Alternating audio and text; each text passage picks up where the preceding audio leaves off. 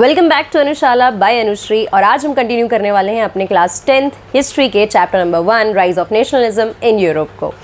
अभी तक हमने देखा कि कैसे टॉपिक्स कौन कौन से पढ़ने हैं हमको, है ना, वेटेज कितना लगभग कैरी कर रहा है हमारा हिस्ट्री पोर्शन, और साथ में फ्रेंच रेवोल्यूशन का क्या इफेक्ट रहा, क्या इम्पैक्ट रहा पूरे यूरोप के ऊपर और पूरे यूरोप के पॉलिटिकल और मेंटल रेवोल्यूशन के ऊपर।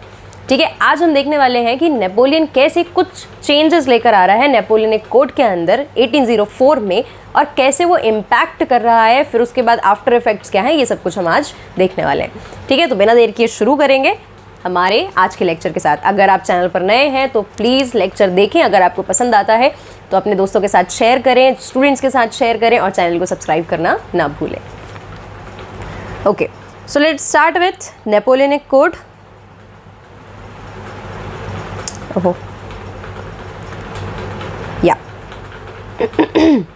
First of all, it was introduced in the year 1804 and another name for it was Civil Code.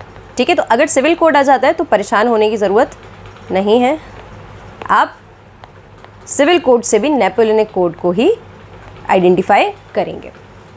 ये याद रखना बहुत ज़रूरी है, ठीक है, क्योंकि अगर देखो एमसीक्यू में पूछ लिया तो अच्छी बात है, बन जाएगा हमसे, लेकिन अगर एमसीक्यू में नहीं पूछता है और आपके आंसर्स में लिखने की बात आती है तो आप एक एज प्रोवाइड करा लेंगे अगर आपको ईयर याद है तो। नेपोलियनिक कोड के अंदर क्या था? Abolished all privileges based on birth. Based on birth मतलब हम यहाँ किसकी बात कर रहे हैं? हम बात कर रहे हैं एस्टेट सिस्टम की। क्यों? क्योंकि anybody who is born in the first estate, यानी जो क्लर्जीज में जिसका बर्थ हुआ है, तो उसके पास तो अननेसेसरी प्रिविलेजेस हैं। ठीक है, उसके पास टैक्स कलेक्ट करने के अधिकार आ जाएंगे, है ना, वो चर्च में पावर को यूज़ कर पाएगा। फिर सेकेंड एस्टेट वर्ड नोबेलिटी, अगर नोबल्स में बर्थ हुआ है तो अगेन आप टैक्सेस ले सकते हैं, फ्यूडल ड्यूज कलेक्ट कर सकते हैं, और साथ में आपको कोई भी टैक्स किसी को नहीं देना। ठीक है, तो इस तरीके के जो अननेसेसरी प्रिविलेजेस थे बेस्ड ऑन बर्थ, इनको अबॉलिश किया किसने? नेपोलियनिक कोड ने। And establish equality before the law, मतलब सारे लोगों के अंदर क्या पूरी सोसाइटी के अंदर क्या बनाया गया कि सेम लॉ के अंदर सारे लोगों को ट्रीट किया जाएगा, and everybody will be equal in the eyes of law. And secured right to property, मतलब यहाँ पर राइट टू प्रॉपर्टी को एक रिकॉग्निशन दिया गया और ये बताया गया कि लोग प्रॉपर्टी को सिक्योर कर सकते हैं। ठीक है, मतलब प्रॉपर्टी को इनहेरिट कर सकते हैं और उसको मेंटेन भी कर सकते हैं। प्राइवेट प्रॉपर्टी के ऊपर कोई क्वेश्चन नहीं उठा रहा है यहाँ पर। Then abolish feudal system. Feudal system क्या था? जैसे कि फ्यूडल लॉर्ड्स हुआ करते थे, right. It was a system which was having feudal lords who used to force the serf। ठीक है, सर्फडम भी आएगा यहाँ पर, है ना, ये देखो, सर्फडम्स एंड मैनोरियल ड्यूज। ठीक है, सर्फ हुआ करते थे, मतलब कि अ काइंड ऑफ लेबर और स्लेव हम इनको कह सकते हैं, जिनसे ज़बरदस्ती काम कराया जाता था। ये फ्यूडल लॉर्ड्स के खेतों पर, उनके घरों में, even they were force to join army whenever needed, right. तो ये सर्फडम्स की जो कंडीशन थी ये बहुत ज़्यादा ख़राब यहाँ पर हुआ करती थी, तो फ्यूडल सिस्टम को अबॉलिश किया गया।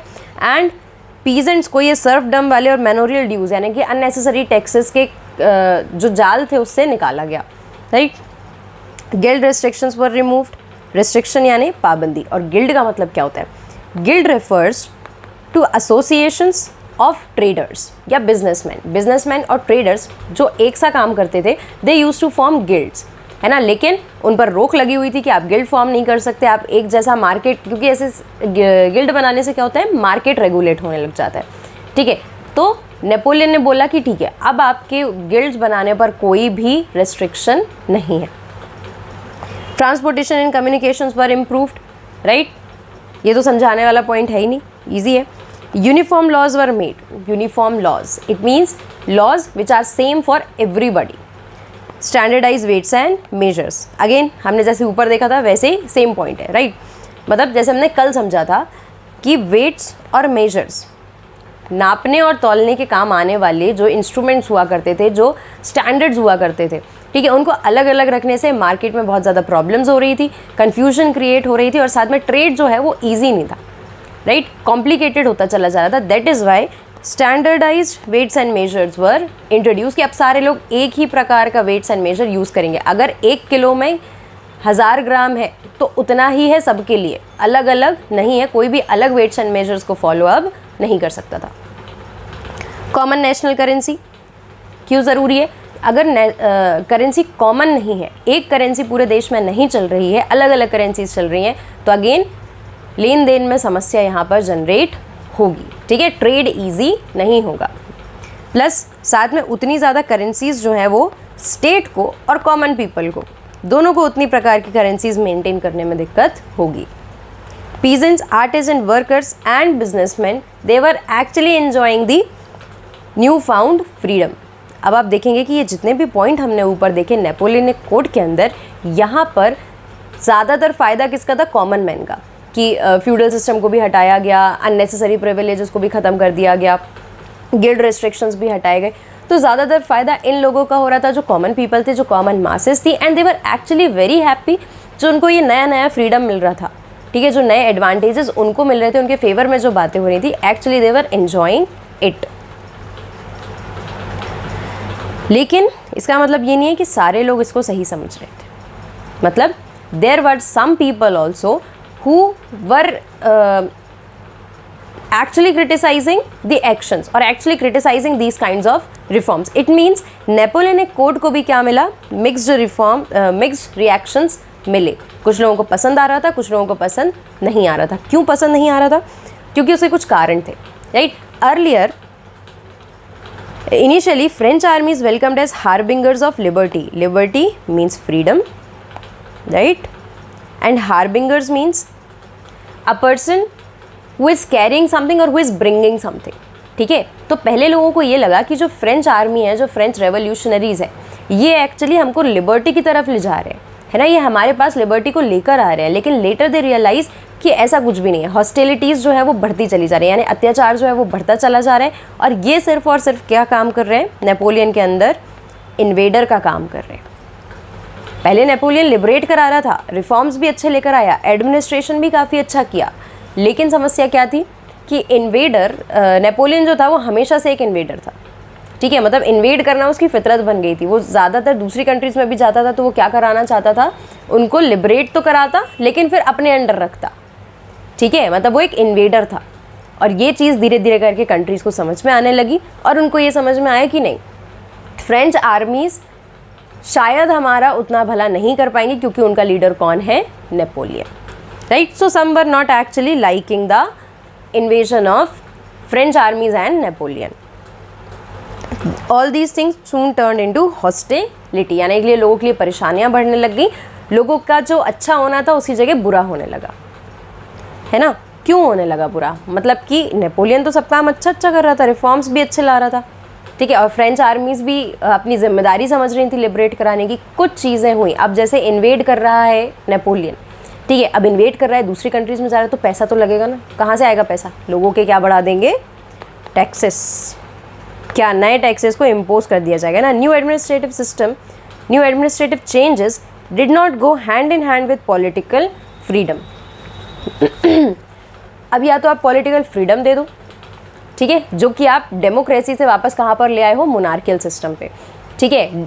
अपने हाथ में सेंट्रलाइज आप पावर रख रहे हो, लेकिन आप एडमिनिस्ट्रेशन को क्या कर रहे हो? फ्री करते जा रहे हो। मतलब एडमिनिस्ट्रेशन में आप रिफॉर्म्स तो ला रहे हो, but they are not going hand in hand with political freedom. तो यहाँ पर कुछ चीज़ें जो है वो मिसमैच हो रही थी, कन्फ्यूजन यहाँ पर ज़्यादा क्रिएट होता था। इंक्रीज टैक्सेशन, अभी हमने डिस्कस किया। सेंसरशिप, सेंसरशिप का मतलब क्या होता है? इंफॉर्मेशन के पास होने पर हम कुछ रोक टोक लगा रहे हैं, कुछ रेस्ट्रिक्शंस लगा रहे हैं, ठीक है, कि मैं जितनी बातें चाहती हूँ कि आप मेरे बारे में करें, आप सिर्फ उतनी ही बातें कर सकते हैं, ठीक है।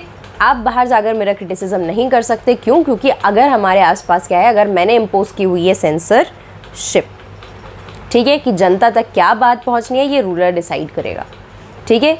अगर वो चाहता है कि उसके बुरे काम, अगर वो चाहता है उसकी कमियां लोगों तक ना पहुँचे, तो वो नहीं पहुँचेंगी। अगर ऐसा हो रहा है तो हम मानेंगे कि यहाँ पर है सेंसरशिप, और नेपोलियन ने सेंसरशिप को इम्पोज किया। तो again it was a problem leading to mixed reactions of people.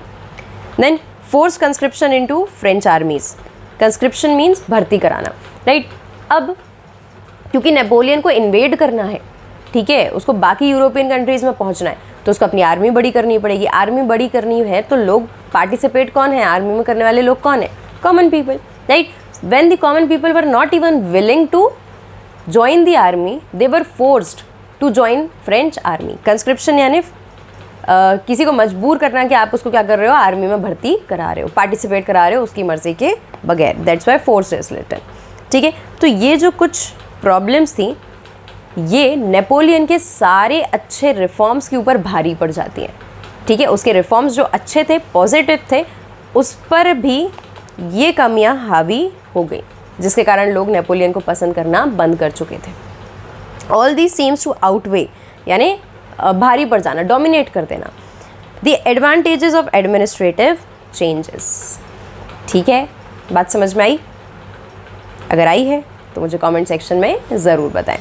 ठीक है, अब देखते हैं, नेपोलियनिक कोड तो हमने देख लिया और हमने ये भी देख लिया कि कुछ प्रॉब्लम्स थी जिनके चलते लोग नेपोलियनिक कोड से और फ्रेंच आर्मी से उतने ज़्यादा खुश नहीं थे। कौन लोग? फ्रांस के लोग की तो बात ही ख़त्म हो गई, उनके पास तो ये ऑप्शन ही नहीं है एक तरीके से हम बात करें तो। ठीक है, लेकिन बाकी कंट्रीज़ जो हैं, यूरोप की जो बाकी कंट्रीज़ है, वहाँ पर नेशनलिज्म कैसे आया? ठीक है, वहाँ पर क्या चीज़ें हुई, कौन सी कंडीशंस बनी जिनके कारण लोगों के अंदर नेशनलिज्म की फीलिंग इमर्ज होने लग गई। तो देखते हैं making of nationalism in Europe. There were no nation states. In our first lecture हमने देखा कि नेशन स्टेट क्या होते हैं। ठीक है, it was a kind of destination जहाँ पर कंट्रीज पहुँचना चाहती थी, कहाँ से निकल कर? मॉडर्न स्टेट से निकल कर। राइट, एक छोटा सा क्विक रिवीजन ले लेते हैं। Modern state were those systems और दोज कंट्रीज जहाँ पर क्या चल रहा था, एक डेफिनेट टेरिटरी के ऊपर एक सेंट्रलाइज एडमिनिस्ट्रेटिव अथॉरिटी काम कर रही थी। ठीक है, पावर जो है वो एक सेंट्रलाइज अथॉरिटी के पास है एक डेफिनेट टेरिटरी के ऊपर, और वही सारे डिसीजंस ले रही है ना, इट इज़ सोवरीन। ठीक है, अपने डिसीजंस खुद ले रही है, किसी और को उस पर इम्पैक्ट नहीं डालने दे रही। And nation state means a country where the common people, है ना, the common masses, they all identify themselves with the identity of the nation, है ना, सब एक कॉमन आइडेंटिटी की तरफ जा रहे हैं, उसको फील कर पा रहे हैं, है ना, और नेशन के साथ एक कनेक्शन फील करते हैं, तो इसको हम कह रहे हैं नेशन स्टेट। अब इनिशियली यूरोप में कोई भी नेशन स्टेट नहीं था। कैसे होगा? नेशनलिज्म का कंसेप्ट ही नहीं आया था, है ना। नेशनलिज्म का कंसेप्ट आया तब लोगों को समझ में आया कि अच्छा हमारे पास एक नेशन स्टेट होना चाहिए, दोनों एक दूसरे से क्या हैं, जुड़े हुए हैं। Autonomous individual kingdoms were ruled by different rulers.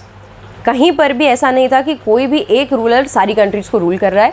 अलग अलग कंट्रीज़ में कहीं पर मोनार्की थी, ठीक है, कहीं पर ऑटोक्रेसी थी, और अलग अलग इंडिविजुअल रूलर्स क्या कर रहे थे, रूल कर रहे थे। People did not see themselves sharing a collective identity. Collective identity का भी कोई कंसेप्ट नहीं था। क्यों? क्योंकि लोग ऐसा फील ही नहीं कर पा रहे थे, समझ ही नहीं पा रहे थे। और अ कॉमन कल्चर। क्यों? क्योंकि अगेन वी नो कि यूरोप छोटा कॉन्टिनेंट है और साथ में उसमें मल्टीपल कंट्रीज़ है जो एरिया कम है, ठीक है, एरिया कम है तो डाइवर्सिटी ज़्यादा है और सबके कल्चर अलग अलग है। कल्चर अलग अलग होने के कारण क्या था कि एक प्रॉब्लम ये भी थी कि कलेक्टिव आइडेंटिटी किसी को समझ में ज़्यादा नहीं आ रही थी अभी तक। कलेक्टिव आइडेंटिटी कब आएगी? जब लोग नेशनलिज्म को समझने लग जाएंगे। They spoke different languages, belong to different ethnic groups. Again it is symbolising diversity. Example, Habsburg empire that ruled over Austria and Hungary. ठीक है, ऑस्ट्रिया और हंगरी ये क्या थे? ये आसपास के रीजन थे और यहाँ पर कौन रूल कर रहा था? Habsburg empire. ठीक है, अब ये हैब्सबर्ग एम्पायर के अंदर भी इतनी डाइवर्सिटी थी, ये दो स्पेसेस के अंदर भी इतनी डाइवर्सिटी थी कि इसको संभाल पाना डिफ़िकल्ट हो रहा था। ठीक है, इसको हमने कवर नहीं किया है बहुत ज़्यादा क्योंकि ये एक एग्जाम्पल था। ठीक है, आई डोंट थिंक इसे डायरेक्ट कोई क्वेश्चन आ पाएगा, बट स्टिल अगर आप चाहते हैं तो आप इसको जब बुक से रीड करेंगे चैप्टर तो इसके बारे में एक बार ज़रूर से पढ़ लें। बस उसमें बताया यही है कि हैब्सबर्ग एम्पायर के अंदर, एक इकलौते एम्पायर के अंदर भी इतनी डाइवर्सिटी थी, इतने ज़्यादा मल्टीपल कल्चर्स थे कि लोगों को एक कॉमन आइडेंटिटी जैसे कंसेप्ट से जोड़ना बहुत डिफ़िकल्ट था। ठीक है, too much differences did not easily promote a sense of political unity. बहुत ज़्यादा डिफरेंसेस होते हैं तो पॉलिटिकल यूनिटी लाना कठिन काम है। क्यों कठिन काम है? क्योंकि हर व्यक्ति या हर एथनिक या कल्चरल ग्रुप जिसको ऐसा लगता है कि वो अलग है, उसका कल्चर अलग है, उसकी प्रायोरिटीज़ अलग हैं, उसकी वैल्यूज़ अलग हैं, उसके आइडियाज़ अलग हैं, तो बाकी सारे अलग अलग डिफरेंसेस के साथ उसको जोड़ पाना, एक कॉमन प्लेटफॉर्म पर लेकर आना डिफ़िकल्ट हो जाता है, ठीक है। तो अब जहाँ पर इतनी ज़्यादा डाइवर्सिटी है वहाँ पर यू कैन नॉट एक्सपेक्ट बहुत ज़्यादा यूनिटी हो, ठीक है, क्योंकि सबके अपने अपने इंटरेस्ट हैं और सारे लोग, सारे ग्रुप्स अपने इंटरेस्ट को प्रायोरिटाइज करते हैं और उनको प्रिजर्व करने की कोशिश करते हैं। The only type binding these diverse groups together was a common allegiance to the emperor. सारे ग्रुप्स अलग अलग थे, अलग अलग चीज़ों को फॉलो कर रहे थे, डाइवर्सिटी थी। एक बस चीज़ थी जो उनको जोड़ कर रखती थी, वो क्या, कि सारे लोग एक ही एम्परर के अंदर आ रहे थे, जो हैब्सबर्ग एम्पायर का एम्परर था, ठीक है। बाकी उसके अंदर सारे अपने अपने कल्चरल ग्रुप में, अपने अपने एथनिक ग्रुप में सर्वाइव कर रहे थे और कॉमन आइडेंटिटी या पॉलिटिकल यूनिटी जैसा कोई भी सिस्टम यहाँ पर नहीं था, ठीक है। तो अब हमने देखा कि यूरोप में कंडीशंस क्या थी। अभी तक हमने देखो हमारी हेडिंग थी making of nationalism in Europe. ये एक सुपर हेडिंग है, मतलब आप एक तरीके से देखिए एक बड़ी हेडिंग है जिसके अंदर हम और 3 सब हेडिंग्स को पढ़ने वाले हैं, उनके बारे में समझने वाले हैं, ठीक है। तो अभी तक हमने जितना पढ़ा इसमें आपको इतना समझ में आया कि यूरोप में नेशनलिज्म की फीलिंग अभी तक नहीं थी, क्योंकि लोग कॉमन आइडेंटिटी नहीं समझते थे, है ना। ज़्यादा डाइवर्सिटी होने के कारण लोग अलग अलग थे, ऑटोनॉमस रूलर्स, ऑटोनॉमस किंगडम्स उनको रूल कर रहे थे और कॉमन आइडेंटिटी जैसा या नेशनलिज्म जैसा कोई भी आइडिया नहीं था, नेशन स्टेट का भी कोई नामो निशान नहीं था। तो फिर कैसे आया? सवाल तो यही है कि नहीं था तो आया कैसे? कुछ तो ऐसा हुआ होगा जिससे लोग नेशनलिज्म को समझने लग गए, ठीक है। Aristocracy and new middle class, धीरे धीरे करके क्या होगा, एक नया सोशल ग्रुप बनना चालू हो जाएगा, मिडिल क्लास, ठीक है। मिडिल क्लास मतलब people who are not too much rich, मतलब बहुत ज़्यादा अमीर भी नहीं है, बहुत ज़्यादा गरीब भी नहीं है, ठीक है। और इस स्टेज पर हैं कि जहाँ पर वो एजुकेशन को अफोर्ड कर सकते हैं, इंटेलेक्चुअल्स बन सकते हैं, आइडियोलॉजीज प्रोवाइड करा सकते हैं लोगों को, ठीक है। तो ये जो एक न्यू मिडिल क्लास यहाँ पर इमर्ज होगा, ये कुछ आइडियाज़ को लेकर आएगा और धीरे धीरे करके नेशनलिज्म की फीलिंग इनकलकेट कर पाएगा अपने अंदर भी और दूसरों के अंदर भी। रिच लैंडेड एरिस्टोक्रेसी मतलब ऐसे लोग जिनके पास ज़मीन थी, लैंड था और वो रिच माने जाते थे। United as a class despite regional divisions, ठीक है। ये मिडिल क्लास की बात नहीं कर रहे हैं, we are talking about aristocracy, ठीक है। एरिस्टोक्रेसी क्या होता है? It is basically a form of government जहाँ पर जो पावर होती है it is in the hands of a group जो इकोनॉमी को कंट्रोल कर रहा है, ठीक है, जिसके पास मार्केट को कंट्रोल करने की ताकत है। उन लोग अगर जब कंट्री को रूल करना चालू करते हैं, डिसीजन मेकिंग चालू कर देते हैं कंट्री के लिए, तो उसको हम कहते हैं एरिस्टोक्रेसी, या right. United as a class, aristocracy में भी बहुत ज़्यादा डाइवर्सिटी थी और डिफरेंसेस थे। अगेन फिर भी वो क्या कर रहे थे? यूनाइटेड रह रहे थे। क्यों रह रहे थे? क्योंकि उनको ये पता था कि अगर हम, जिनके पास एस्टेट्स हैं, जिनके पास ज़मीन है, पावर है, अगर हम यूनाइटेड नहीं रहेंगे तो ये पावर हमसे छीन कर दूसरे लोग ले जाने में देर नहीं करेंगे, है ना। Owned estate in country side, इनके पास क्या हुआ करते थे? एस्टेट्स, यानी कि ज़मीन हुआ करती थी, प्रॉपर्टी हुआ करती थी कंट्री साइड में। Country side means a kind of outskirts या फिर विलेज एरियाज़, ठीक है। एक मेन सिटी के आसपास जो विलेज एरियाज़ हैं उसको बोलेंगे countryside. They use to speak French for the purpose of diplomacy, अपनी भाषा अलग अलग थी लेकिन डिप्लोमेसी के पर्पज़ के लिए they use to speak French. And in high society often connected by ties of marriages, क्यों? क्योंकि obviously they believed in same status marriages. अब एरिस्टोक्रेसी को बिलोंग कर रहे हैं तो एरिस्टोक्रेसी में ही इनकी जो फैमिली होंगी उनके मैरिज अलाइंसेस या मैरिज रिलेशनशिप्स यहाँ पर बनेंगे, ठीक है। But group was powerful but a minority. Aristocracy powerful थे क्योंकि इनके पास प्रॉपर्टी थी, ठीक है, they were rich and despite of regional differences they tried to remain united, है ना, इसलिए वो पावरफुल थे। बट स्टिल एक प्रॉब्लम थी कि ये माइनॉरिटी थे, जो कि होना ऑब्वियस है ना। ज़्यादातर लोग यहाँ पर थे पीजेंट्स और बहुत कम लोग थे एरिस्टोक्रेसी, है ना। एरिस्टोक्रेसी को बिलोंग करने वाले लोग कम थे, ठीक है। अब मेजॉरिटी और माइनॉरिटी का यहाँ पर कंसेप्ट आ रहा है, मतलब माइनॉरिटी कौन थे, ये रिच लैंडेड एरिस्टोक्रेटिक पीपल, और मेजॉरिटी थी पीजेंट्री। तो अगर मेजॉरिटी एक साथ हो जाए, पीजेंट्री अगर एक साथ हो जाए, ठीक है, और अपने राइट्स की डिमांड करने लग जाए या फिर रेवोल्यूशन करने लग जाए, तो ये माइनॉरिटी के लिए एक खतरा बन सकता है। Growth of industrial production and trade meant growth of towns and emergence of commercial classes. ठीक है, अब देखो, अब यहाँ पर हम 18th सेंचुरी की बात कर रहे हैं जहाँ पर इंडस्ट्रियल रेवोल्यूशन आ रहा था। ठीक है, इंडस्ट्रियल रेवोल्यूशन कैसे आ गया? इंडस्ट्रियल रेवोल्यूशन इसलिए आया क्योंकि मार्केट्स एक्सपेंड होने लगे। ठीक है, और जब मार्केट्स एक्सपेंड होने लगे तो लोगों को एक चीज़ समझ में आई कि मार्केट तो एक्सपेंड हो रहा है, ग्राहक तो बढ़ रहे हैं, लेकिन सामान नहीं बढ़ रहा। सामान नहीं बढ़ रहा तो कैसे बढ़ेगा? ब्रिटेन ने लगा ली इंडस्ट्रीज़, सबसे पहला हुआ इंडस्ट्रियलाइजेशन।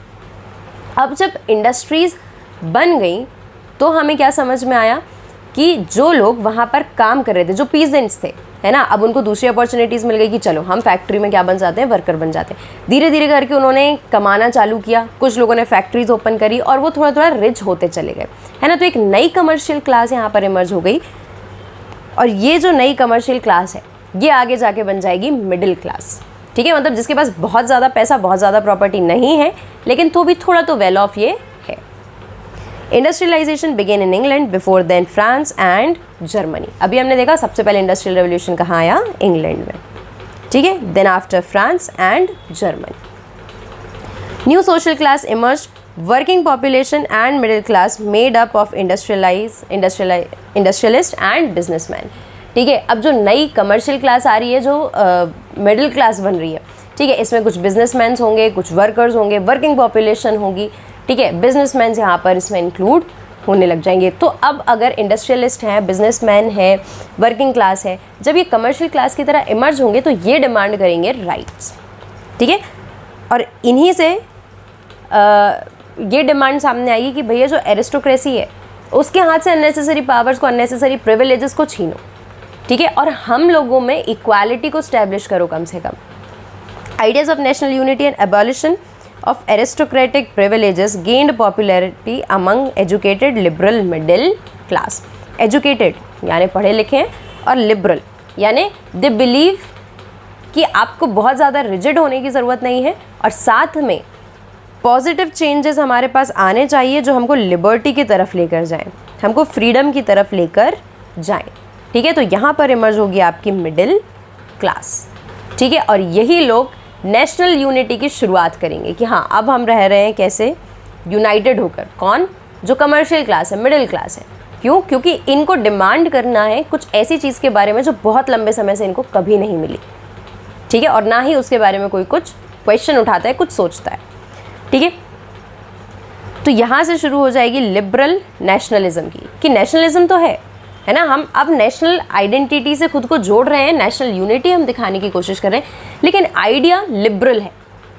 ठीक है, हम बहुत ज़्यादा लड़ भिड़ के वायलेंस यूज़ करके यहाँ पर क्या नहीं ले रहे हैं, राइट्स नहीं ले रहे हैं, ऐसा हमें नेशनलिज्म नहीं दिखाना। ठीक है, हमें नेशनलिज्म चाहिए कुछ कुछ चीज़ों के बारे में बातचीत करके, डिस्कशंस करके, और हम एक ऐसे नतीजे तक पहुँच सके जो हमारे लिए फ़ायदेमंद हो। लिबरल, ये वर्ड कहाँ से आया? ये वर्ड आया लिबर से, एक लैटिन भाषा का वर्ड है लिबर, जिसका मतलब होता है फ्री। इसलिए जब हम लिबरल बोलते हैं तो हम फ्रीडम की तरफ दर्शाते हैं। लिबर्टी मतलब फ्रीडम होता है। ठीक है, तो रूट वर्ड क्या है? Libre. New middle class, freedom for individual and equality for all of all before the law. New middle class का मानना क्या था कि भैया देखो, सबको फ्रीडम होना चाहिए, है ना, और लॉ के सामने सारे लोग बराबर होने चाहिए। ये किसकी डिमांड थी? ये डिमांड थी नई जो मिडिल क्लास इमर्ज हुई है उसकी। ठीक है, क्यों ऐसा मांग रही है मिडिल क्लास? सबके लिए क्यों फ्रीडम? सबके लिए फ्रीडम इसीलिए क्योंकि ये लोग बहुत ज़्यादा रिच नहीं है, इनको नहीं चाहिए कि हम दूसरे लोगों से टैक्स कलेक्ट करें, जैसे कि क्लर्जी और नोबेलिटीज़ के साथ था। ठीक है, या जो रिच लैंडेड एरिस्टोक्रेसी के साथ था। सेंट्रलाइज पावर नहीं चाहिए इनको, बस ये चाहिए कि भाई हम जीवन अच्छे से जीना चाहते हैं, हमारे पास बेसिक राइट्स होने चाहिए, है ना, हम सबको बेसिक फ्रीडम होना चाहिए, और लॉ कम से कम सारे लोगों के लिए बराबर हो। पॉलिटिकली इट एम्फेसाइज मीन्स किसी भी चीज़ को ज़्यादा फोकस करना। ठीक है, या किसी भी चीज़ को ज़्यादा बढ़ावा देना। It emphasise the concept of government by consent. Consent means सलाह करके, सहमति से। ठीक है, लोगों की मर्जी पूछने के बाद। Middle class believed in the concept of government by consent. अब कंसेंट से कौन सी गवर्नमेंट बनती है? डेमोक्रेसी। सो इनडायरेक्टली यहाँ पर डेमोक्रेसी वर्ड यूज नहीं किया गया, but they are symbolising, they are pointing towards democracy by this phrase, government by consent. Since French Revolution, it means end of autocracy and clerical privileges, a constitution and a representative government through parliament। ठीक है, तो idea क्या emerge हुआ कि भैया देखो, सबसे पहले तो ऑटोक्रेसी जो है उसको ख़त्म करो, कि एक व्यक्ति की मनमानी या एक ग्रुप की मनमानी नहीं चलेगी, हमें कंसेंट के द्वारा एक गवर्नमेंट बनानी। तो कैसे बनती है? एक पार्लियामेंट होनी चाहिए, एक कॉन्स्टिट्यूशन होना चाहिए, ठीक है, और प्रिविलेजेस जो हैं उनको क्या करना है? हमें अबॉलिश करना है। 19th सेंचुरी लिबरल्स जो थे, इनवायबिलिटी ऑफ प्राइवेट प्रॉपर्टी, ये चाहते थे कि कोई भी व्यक्ति अगर प्राइवेट प्रॉपर्टी है उसका कॉन्सेप्ट होना चाहिए, क्योंकि प्राइवेट प्रॉपर्टी व्यक्ति कब बना पाता है? जब वो मेहनत करेगा, जब वो पैसा कमाएगा, उस मेहनत के पैसे से किसी प्रॉपर्टी को खरीदेगा या उसको मेंटेन करेगा, ठीक है। तो दे बिलीव्ड कि ये होना चाहिए, ये मेरिट पर भरोसा कर रहे थे कि भाई मेहनत कर रहा है व्यक्ति तो उसको मिलना चाहिए, ठीक है। इक्वालिटी होनी चाहिए, फ्रीडम होना चाहिए, गवर्नमेंट बाय कंसेंट होना चाहिए, है ना। There should be a constitution to put some limitations on the people who are ruling, है ना, यानी कि गवर्नमेंट, ठीक है। But equality before the law is not equals to universal suffrage. अब ये कुछ इंपॉर्टेंट है और समझने वाली बात है। यहाँ पर इन्होंने, हम देख रहे हैं कि middle class was demanding equality and freedom, ठीक है, और लॉ सारे लोगों को बराबर ट्रीट करे, लेकिन ये असल में खुद किसी को बराबर मतलब खुद सारे लोगों को बराबर ट्रीट नहीं कर रहे थे। यह हमें कैसे पता चलता है? जब ये बोलते हैं इक्वालिटी बिफोर द लॉ, तो आज के समय पर हम इक्वालिटी बिफोर द लॉ कैसे समझते हैं कि भाई सारे लोग, main, women, any as, any social group, any cultural group, doesn't matter, सारे लोग हैं, सब लॉ की नज़र में बराबर है, सारे लोगों को एक ही लॉ के अंदर ट्रीट किया जाएगा, ठीक है।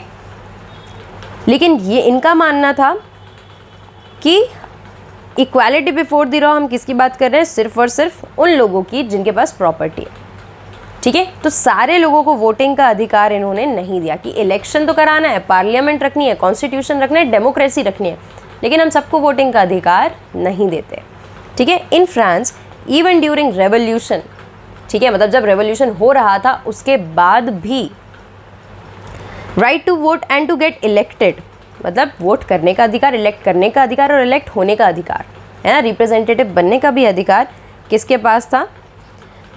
वॉज ग्रांटेड एक्सक्लूसिवली, यानी सिर्फ और सिर्फ किसको? टू प्रॉपर्टी ओइंग मैन, ठीक है, मतलब सिर्फ आदमियों को।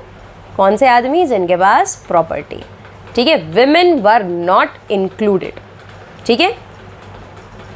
Man without property and all women were completely excluded, इन लोगों को वोटिंग का अधिकार नहीं था। Under Jacobin club all man enjoyed right to vote for a short period. Jacobin club यानी कि जब हमारे पास कौन आया था? मैक्समिलियन रॉबेस्पियर, जो सिर्फ 1 साल के लिए रहा, है ना, रीन ऑफ टेरर जिसको हम बोलते हैं। उस समय पर रॉबेस्पियर ने ज़रूर ये रिफॉर्म लेकर आया था कि सारे लोगों को हम क्या देते हैं? सफराज, यानी कि सारे लोगों को राइट टू वोट इक्वालिटी से हम प्रोवाइड करते हैं। लेकिन क्योंकि वो 1 ही साल के लिए था, उसके बाद नेपोलियन ने इसको डिसकंटिन्यू किया और एक्टिव सिटीजन्स बनाने यहाँ पर चालू कर दिए, जिसमें men who are not having property as well as all the women were excluded completely. Napoleonic Code again limited suffrage and reduced women to the status of minor. Women को क्या बना दिया नेपोलियन ने? माइनर, ठीक है। Minor बना देने का मतलब क्या है? माइनर हम किसको बोलते हैं? एक ऐसा व्यक्ति जिसकी एज कम है ना, और माइनर इन टर्म्स ऑफ हम ये समझते हैं कि इसको उतनी समझ नहीं होगी, है ना, तो ये डिसीजन नहीं ले पाएगा, इसलिए इसको हम माइनर बोल रहे हैं, और उसके बिहाफ पर डिसीजन उसके पेरेंट्स या उसके गार्जियंस ले रहे हैं, ठीक है। तो यहाँ पर विमेन को बना दिया गया था माइनर, मतलब विमेन को केपेबल भी नहीं समझा कि वो वोट देने के अधिकार रखती होंगी या उनके पास इतनी समझ होगी कि वो लोगों को इलेक्ट कर सकें, ठीक है। Women and non propertied man demanded political rights through out revolution. Man जिनके पास प्रॉपर्टी नहीं थी और विमेन, उन लोगों ने थ्रू आउट इक्वालिटी की डिमांड करी, ठीक है, और उन्होंने बोला कि भाई हमको क्या मिलना चाहिए?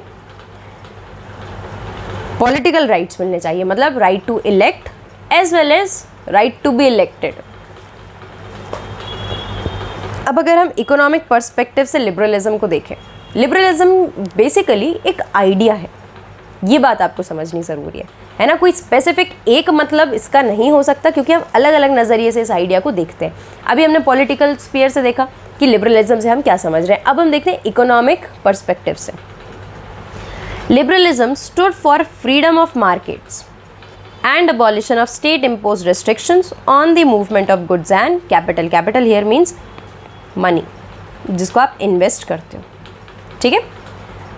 सो लिबरलिज्म इकोनॉमिक टर्म्स में क्या है कि भाई अब इकोनॉमी के टर्म्स में भी फ्रीडम होनी चाहिए, है ना। मार्केट्स को फ्री कर देना चाहिए, अननेसेसरी लिमिटेशंस नहीं लगाई जानी चाहिए, है ना। स्टेट इम्पोज रिस्ट्रिक्शंस जो है उनको कैंसिल कर देना चाहिए, ताकि गुड्स और कैपिटल जो है उनका मूवमेंट जो है वो ईजी हो सके, है ना, ट्रेड फैसिलिटेट हो सके, तभी तो उसको लिबरलिज्म कह रहे हैं, है ना। You must have heard about the LPG policy of 1991 in India, है ना। उसमें जो LPG है ये लिबरलाइजेशन, प्राइवेटाइजेशन और ग्लोबलाइजेशन है। तो पहला जो लिबरलाइजेशन है it is in terms of economy, हालांकि पूरा ही इकोनॉमी का था, लेकिन यहाँ लिबरलिज्म स्पेसिफिकली इकोनॉमिक्स के पर्सपेक्टिव से हम देख रहे हैं, ठीक है, कि भैया ट्रेड को फैसिलिटेट करना है तो इंपोर्ट एक्सपोर्ट आसान होने चाहिए, है ना। ड्यूटीज़ कम लगनी चाहिए, टैक्सेस कम लगने चाहिए, और साथ में हम अपने लोकल जो मैन्युफैक्चरर्स हैं उनको भी बचा सकें, है ना। दूसरी कंट्रीज़ के लिए आसान होगी वो आके हमारी कंट्री में ट्रेड करें, तब तो इन्वेस्टमेंट आएगा, तब तो फॉरेन कैपिटल आएगा, ठीक है। तो यहाँ पर भी लिबरलिज्म का इकोनॉमिक पर्सपेक्टिव में मतलब यही था। प्रॉब्लम क्या थी लिबरल कैपिटलिज्म, लिबरल जो हम इकोनॉमी के टर्म्स के में देख रहे हैं, लिबरल नेशनलिज्म में different weights and measures and currencies, जिनके कारण क्या था, मर्चेंट्स जो थे उनको सेपरेट कस्टम ड्यूटीज़ पे करना पड़ता था हर कस्टम बैरियर पे, ठीक है। यहाँ पर अगेन आपकी बुक में एक छोटा सा केस दिया हुआ है 8-10 लाइन में मेरे हिसाब से, जहाँ पर ये बता रहे थे कि एक ट्रेडर को 7-8 या 10 से 12 चेक पोस्ट से निकलना पड़ता था, कस्टम बैरियर से निकलना पड़ता था, और हर जगह पर 5% और उससे ज़्यादा टैक्स दे रहे हैं। तो आप सोचो कि कोई व्यक्ति अगर सामान 10 रुपये का बना के निकला है तो जितने टैक्स देगा उतने टैक्स इसकी कॉस्ट में जोड़ेगा, है ना। अब सामान 10 रुपये का था, बाज़ार में पहुँचते तक ये हो गया है आपका 100 रुपये का, गेटिंग। और ऐसा नहीं है कि ये जो 90 रुपये हैं या इससे ज़्यादा 80 रुपये सपोज़ इसकी जेब में जा रहे हैं, नहीं, इतने टैक्सेस इसको पे करने पड़ रहे हैं, इतनी कस्टम ड्यूटीज़ अलग अलग जगह पर जब ये ट्रैवल कर रहा है, इंपोर्ट एक्सपोर्ट बाउंड्रीज चेंज हो रही हैं, तो कस्टम ड्यूटीज़ जो है वो बढ़ती चली जा रही। इसलिए ज़रूरी था कि क्या आए यहाँ पर, लिबरलाइजेशन आए इकोनॉमी के पर्सपेक्टिव में, ठीक है, ताकि ये चीज़ें ईजी हो सकें। Obstacles to economic exchange and growth by new commercial class, ठीक है। शायद मैंने शुरू में बोला कि प्रॉब्लम लिबरल नेशनलिज्म की क्या थी, नहीं, ये प्रॉब्लम बता रही कि क्यों नेशनलिज्म लिबरलिज्म के फॉर्म में आया, मतलब इकोनॉमी के पर्सपेक्टिव में आया, राइट। इकोनॉमिक एक्सचेंज में जो ऑब्स्टेकल्स थे, जो प्रॉब्लम्स थी, हर्डल्स जो थे, है ना, and growth by new commercial class, इससे क्या हुआ, एक तो पहली बात ये टाइम कंज्यूमिंग था बहुत ज़्यादा, ठीक है। ये जो बार बार बैरियर्स थे, कस्टम ड्यूटी बार बार पे करनी पड़ रही थी, ये बहुत ही ज़्यादा टाइम टेकिंग था, प्लस ये कॉस्ट को बढ़ा देता था, लोगों का प्रॉफिट कम हो रहा था, जो कमर्शियल क्लास थी उसका नुकसान ज़्यादा हो रहा था, ठीक है। इसीलिए यहाँ पर क्या हुआ, लिबरलिज्म आया इकोनॉमिक पर्सपेक्टिव में, और इन्होंने क्या किया, मार्केट को थोड़ा सा इजी करने की कोशिश की, कस्टम ड्यूटीज़ को यहाँ पर कम किया, और स्टैंडर्डाइज वेट्स एंड मेजर्स लेकर आए, जैसे कि LA क्या है, LA एक मेजरमेंट है कपड़ों के लिए, ठीक है। इन्होंने बोला कि अब सारी जगह पर LA को ही फॉलो किया जाएगा, ठीक है। जैसे हम मान लें कि 1 मीटर, एक स्केल बना दिया 1 मीटर का, ठीक है। अब जहाँ पर भी कपड़ा मेजर किया जाएगा इस 1 मीटर से ही किया जाएगा, ठीक है। कहीं भी जाकर आप 1 मीटर कपड़ा मांगो उतना ही मिलेगा, कम या ज़्यादा नहीं। अगर अलग अलग या डिफरेंट वेट्स एंड मेजर्स होते हैं तो हमें हर व्यक्ति अलग अलग 1 मीटर का कपड़ा देता, कोई कम कोई ज़्यादा, and we can not raise question, क्यों, क्योंकि वो बोलेंगे भाई हम तो यही फॉलो करते हैं, कुछ स्टैंडर्ड थोड़ी ना बना है, राइट। दैट इज़ वाई यहाँ पर स्टैंडर्ड बनाया गया। ज़ोलवेरिन क्या था, एक यूनियन था, किसका, कस्टम्स यूनियन, मतलब कि जो इम्पोर्ट और एक्सपोर्ट पे लगने वाले टैक्स हैं, जो ड्यूटी हैं, उनका एक यूनियन बना, एक ग्रुप बना जो डिसाइड करेगा कि कितने कस्टम ड्यूटीज़ लगेगी। कब बनाई है, 1834, फॉर्म्ड बाय प्रशिया। बाद में इसको किसने ज्वाइन किया, बहुत सारे जर्मन स्टेट्स ने ज्वाइन किया। ठीक है। और इन लोगों ने मिलकर बोला कि काम करते हैं, क्योंकि हमारी कंट्रीज़ बहुत पास पास हैं, हम हर थोड़ी दूर पर तो कंट्री है, यूरोप में कंजस्टेड है क्योंकि, ठीक है। तो क्योंकि हमें बार बार जब बॉर्डर्स चेंज होती हैं, कंट्री से सामान एक जगह से दूसरी जगह जाता है, तो हर बार कस्टम टैक्स देना पड़ता है, कस्टम ड्यूटीज़ देनी पड़ती है। तो ये ट्रेड बैरियर है ना, ट्रेड को ईजी तो नहीं कर रहा लेकिन उसको मुश्किल कर रहा है, बैरियर्स डाल डाल के, ठीक है।